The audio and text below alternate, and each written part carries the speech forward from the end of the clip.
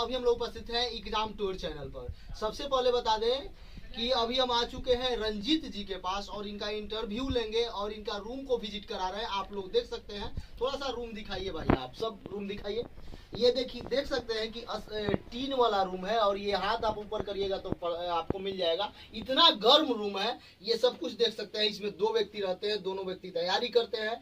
ये दोनों मित्र हैं, तो इनसे संपूर्ण जानकारी लेंगे, क्योंकि कई बार इन्होंने एग्जाम में फाइनल सिलेक्शन किया है, कुछ अंकों से छट गया है। तो ये कैसे तैयारी करते हैं, इनका क्या रणनीति है, इनके बारे में आप लोगों को बताया जाएगा। एक बात बता दें कि इनका फाइनल सिलेक्शन हो चुका है बीएसएससी इंटर लेवल वाला 2014 की जो बहाली थी 06060 114 वैकेंसी संख्या, उसमें इनका फाइनल सिलेक्शन हुआ है। स्वागत है रंजीत जी आपका एग्जाम टूर चैनल पर। बहुत बहुत धन्यवाद सर आपका। सबसे पहले आपको बहुत बहुत बधाई, कांग्रेचुलेसन आपको फाइनल सिलेक्शन होने पर, मेरिट लिस्ट आने पर।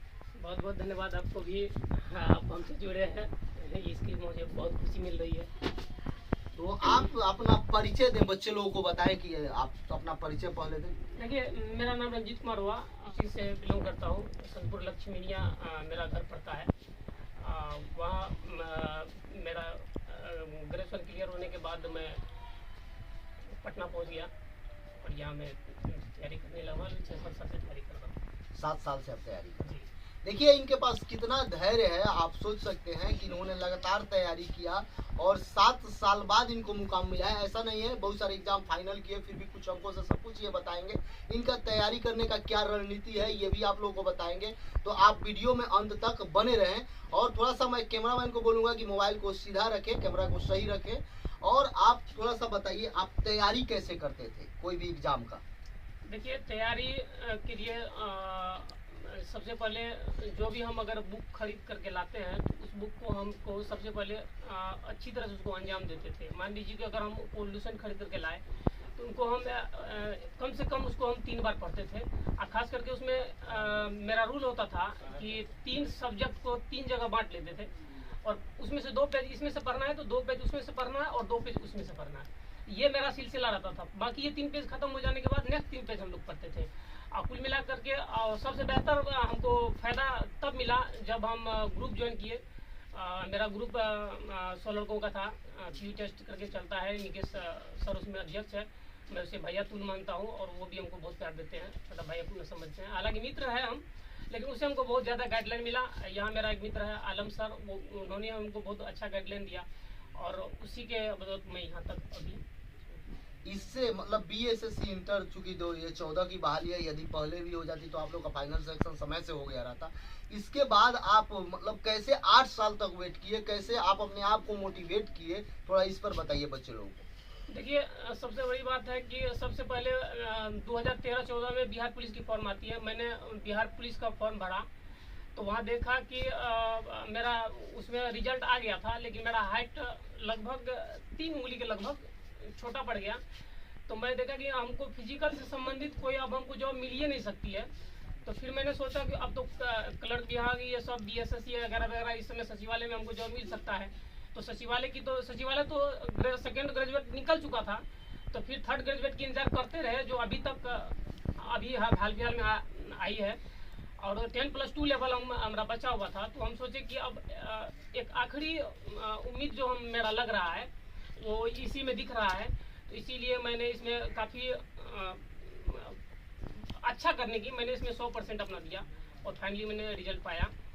मैं एक बात और कहूँगा अपना बिहार सरकार से, सर हम नाटे लोगों के लिए ज़रूर कुछ कीजिए, क्योंकि थोड़ा थोड़ा वैकेंसी देते रहिए अगर तो थोड़ा सा अच्छा लगता है। मान लीजिए बीपीएससी थोड़ा कुछ ज़्यादा अपर लेवल का हो जाता है, तो हम लोगों को छोटा छोटा अगर वैकेंसी इसी तरह मिलता रहे तो हम नाटे लोग जो है ना, जो हाइट के छोटे हैं, हाँ, उनको थोड़ा बेनिफिट मिलेगा।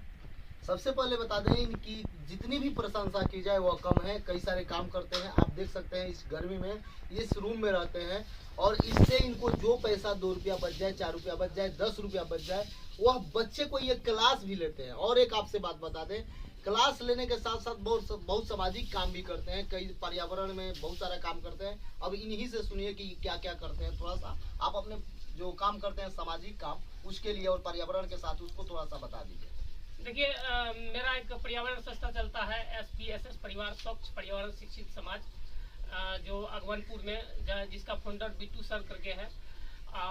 मैंने, हालांकि हम दोनों दोस्त हैं और जो भी होता है हम लोग साथ करते हैं। हम तो यहाँ पटना में पढ़ाई कर रहे थे, तो जब भी हमको समय मिलता था पेड़ लगाने से संबंधित मैं पेड़ लगाता था और सबको मतलब इस तरह की भावना जगाता था कि आप भी पेड़ लगाइए, क्योंकि पर्यावरण अभी बिहार में देखिएगा ना तो लगभग 7.5% के आसपास वन है। तो इतनी कम वन हमारे बिहार में है, फिर हम लोग पीछे रह रहे हैं।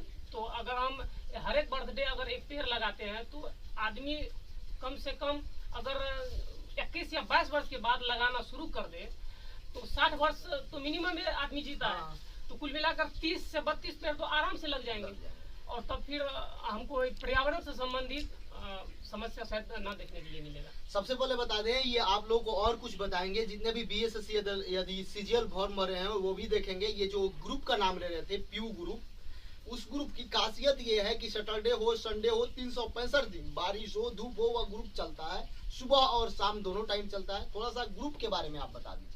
मेरा ग्रुप 100-125 लड़का का है। पीयू टेस्ट हम लोग परिवार चलाते हैं। उसको हम बताएं कि निकेश भैया उसके अध्यक्ष है। वहाँ हम लोग अनुशासन इसको ने तो पूर्वक हम लोग रोड पर बैठ के यहाँ तक टेस्ट लगाते हैं। और वहाँ से अभी वर्तमान में हमको लगता है 45 से 50 लड़का का रिजल्ट है। हालांकि ये लेट बहुत ज़्यादा होगी, तो कुछ लड़के पहले ही निकल चुके हैं वहाँ से, कुछ स्टूडेंट पहले निकल चुके हैं। लेकिन अगर वो समय पर अगर होती तो हमको लगता है 60 से 70 लड़का वहाँ देखने के लिए मिलता। देखिए वो ग्रुप जो है उसमें से लगभग अगर आप देखा जाए वर्तमान समय में बहुत लोग दरोगा ज्वाइन कर लिए, रेलवे में चले गए, कहाँ चले गए, तो 45 से 40 बच्चे हैं। थोड़ा सा आप बताइए कि आपका इससे पहले किस किस एग्जाम में सिलेक्शन हुआ था जहां आप फाइनल से थोड़ा सा चले थे? मैंने पहले भी बताया कि 2013-14 में मेरा बिहार पुलिस का रिजल्ट आता है, उसके बाद एलडीसी का रिजल्ट आता है, उसके बाद एमटीएस का मेरा अच्छा तैयारी था, एसएससी सीजीएल का। तो एमटीएस का एग्जाम आया तो हम सोचे कि तो इजीली तरीका से हम निकाल लेंगे। लेकिन उसमें हुआ कि उस दिन मेरा ग्रेजुएशन का एग्जाम था। मैंने ग्रेजुएशन तो फाइनली वहाँ से क्लियर नहीं किया, लेकिन कुछ थर्ड जो है ना पार्ट था बाकी रह गया था। तो फिर मेरा उस दिन ग्रेजुएशन का एग्जाम था, तो फिर मेरा वो छूट गया उस दिन। और उसके बाद जो एसएससी सीजीएल में मेरा पीटी का रिजल्ट 2 बार आता है। फिर कुछ दिन देखे कि मतलब ये लेट लतीफ़ी हो रही है, डिले हो रही है, वैकेंसी नहीं आ रही थी। तो फिर मैंने क्या किया कि उसको छोड़ करके हमको लगा कि अब बीएसएससी एकमात्र सहारा है जो हमको शरण दे सकती है। फिर वहाँ से हम चले गए। उसके बाद ग्रुप डी में पटना बोर्ड से थे हम, तो वहाँ हम कलर ब्लाइंड हम थे। तो फाइनली हमको वहाँ मतलब छांटा तो नहीं गया है, लेकिन रख दिया गया है साइड में जो हम भविष्य में आपको बुलाएंगे। तो फाइनली वो नहीं हुआ। तो हम अब उसके बाद बीएसएससी एक आखिरी सहारा था। और माता पिता के आशीर्वाद से, भाई के छोटे छोटे भाई है 4 चचेरा भाई मिला करके 5 है लगभग, तो उस सब मिला करके जो है इतना प्यार दिया हमको कि हम यहाँ तक है। और दोस्त सब की तो कहना मानिए नहीं, इतना हमको प्रोत्साहित करते रहे कि आप छोड़िए मत, आप अच्छे हैं, कर पाएंगे। फाइनली मैंने किया। और एनटीपीसी का तो अभी जानिए रहे हैं, सभी लेवल में आपका रिजल्ट है। देखिए सबसे पहले बता दें एनटीपीसी में भी सभी लेवल में इनका रिजल्ट है। थोड़ा सा उससे पहले एक बात, एनटीपीसी का सभी लेवल का रिजल्ट नहीं आया है। 2, 3, 5 का जो है ना उसमें अभी बाकी है, लेकिन अच्छे मार्क्स हैं। हाँ अच्छे मार्क्स है। और एक बात इनसे बता दें कि ये तैयारी के दौरान इतना मेहनत किए या थोड़ा सा इनको लगा कि जब तक फाइनल नहीं होगा, आपसे हम सुन रहे थे कि आपका छोटा भाई भी शादी कर लिया है, थोड़ा सा उसके बारे में बता सकते हैं? हाँ, जो है ना घर में कार्य करने वाले और माँ का एज हो गया तो उसको सहयोग करने के लिए तो लगा कि जो है छोटे भाई की शादी कर रहे थे, क्योंकि वो प्राइवेट जॉब में 25-26 हज़ार रुपये कमा रहे हैं अभी। और शायद वही हमको टाइम पर पैसा भेज देते हैं। उससे भी छोटा भाई है, वो भी ट्यूशन वगैरह कर करके जो हमको पैसा भेजते हैं। तो वो मैंने कहा कि एक सब फैमिली वाले बोल रहे थे कि नहीं है तुमको शादी करना पड़ेगा। हम बोले अगर शादी कर लूँ तो फिर मैं फंस जाऊँगा, फिर उम्मीद कम है। मैं ये नहीं कहूँगा कि नहीं हो पाता, लेकिन उम्मीद कम हो जाता मेरा।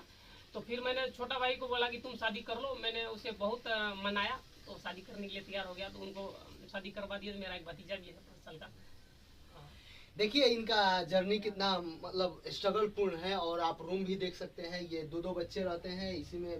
नीचे इनका सब कुछ खाना का सिस्टम रखा गया है, खाना बना लेते हैं। और आपसे बात बताएं कि ये जो पीयू ग्रुप के नाम ले रहे थे, वहां से 40 बच्चे 45 बच्चे किस तरीका से निकले हैं, कैसे तैयारी किए हैं, सभी का वीडियो आपको एग्जाम टूर पर मिल जाएगा। इसलिए आप एग्जाम टूर को सब्सक्राइब कर लें। और एक बात खासा ख्याल रखिएगा कि जितने भी बीएसएससी सीजीएल के विद्यार्थी हैं उनको बता दिया जाए कि जितना भी टीम है, ये जो इंटर स्तरीय निकाले हुए हैं या भिन्न भिन्न एग्जाम में गए हुए हैं, सभी मेरे दोस्त हैं। और इन लोग से जो जिस तरीका से तैयारी कर रहे हैं, जिस तरीका से सेट लगाते हैं, जिस तरीका से कंटेंट इकट्ठा करते हैं, आप सब भी यहाँ पे देख सकते हैं एग्जाम टूर पर। क्योंकि अब इन लोगों के पास समय मिलेगा और वह कंटेंट मुझे तैयार करके देंगे और मैं आपको एग्जाम टूर पर डालूंगा। इसलिए आप एग्जाम टूर से जुड़कर अच्छा तैयारी कर सकते हैं बीएसएससी सीजीएल का या बीएसएससी फिर इंटर लेवल आने वाला है, चूंकि बहुत सारा।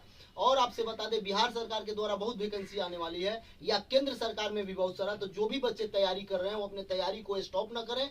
यदि किसी कारण से किन्हीं बच्चे का सिलेक्शन नहीं हुआ है तो वह हताश और निराश ना हो। आपके पास बहुत ऑप्शन है, बस आप थोड़ा सा, ये टेंशन तो हो रहा है क्योंकि ये फाइनल सिलेक्शन था, इसमें अगर कोई छटता है तो दुख होता है, लेकिन क्या करिएगा, जो नसीब में होगा वही मिलेगा। तो आप एक लास्ट आपसे प्रश्न है, एग्जाम टूर के व्यूअर को आप क्या संदेश दीजिएगा, उन बच्चों को जो देख रहे हैं ये वीडियो? देखिए, जो बच्चे तैयारी कर रहे हैं, मैं उनसे एक ही बात बोलूँगा कि आप कंपटीशन के दौर में है तो आप उसमें 100% अपना दीजिए। अगर यदि आप 100% देते हैं तो हर एक स्टूडेंट के ख्याल मन में आता है मेरा होगा कि नहीं होगा, लेकिन आप उसमें 100% दीजिएगा तो सफलता आपको निश्चित ही मिलेगी, कि मैं ये गारंटी के साथ कह सकता हूँ। चलिए, इनका कहना है कि यदि आप 100% देते हैं, किसी भी कंपटीशन की तैयारी करते हैं, आप किसी पॉइंट पर हैं, पॉइंट करने का अर्थ हुआ कि अभी 0 लेवल पर हैं, लेकिन 100% देते हैं तो आपकी सफलता सुनिश्चित है और 100% होगी। दूसरी बात आपसे बता दें कि आप देखते होइएगा, जो भी व्यक्ति जिम करने जाता है उसको देखते होइएगा, अगर वह पुशअप लगाता है, उसका 50 पर 10 पर किसी भी संख्या पर अंत हो जाता है तो बोला जाता है एक और। तो वहीं आप जितना घंटा पढ़ते हैं, जितना समय मेहनत करते हैं, आप एक बार और सोचें कि थोड़ा सा और, ये थोड़ा सा और आपका रिजल्ट बना देगा। तो जय हिंद, जय भारत, जय युवा। समय देने के लिए बहुत बहुत धन्यवाद आपको। बहुत बहुत धन्यवाद। चलिए, वीडियो को यहीं पे समाप्त करते हैं।